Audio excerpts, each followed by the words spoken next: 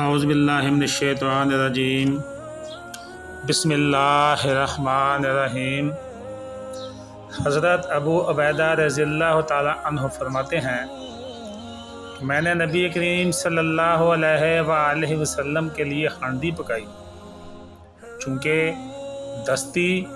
یعنی بکرے کے بازو کا گوشت رسول اللہ صلی اللہ علیہ وآلہ وسلم کو زیادہ پسند تھا، اس لیے میں نے ایک دستی پیش کی تو رسول اللہ صلی اللہ علیہ وآلہ وسلم نے اسے تناول فرمایا اور پھر دوسری طلب فرمائی۔ میں نے خدمت اقدس میں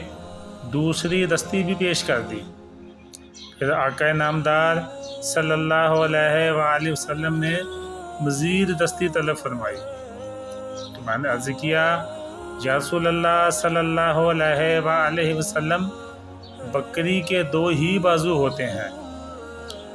تو رسول اللہ صلی اللہ علیہ وآلہ وسلم نے ارشاد فرمایا، اس ذات کی قسم جس کے قبضہ میں میری جان ہے، اگر تم خاموش رہتے تو جب تک کہ میں دستی مانگتا رہتا، اللہ کے حکم سے مجھے اسی ہنڈیا سے دی جاتی رہتی۔ سبحان اللہ۔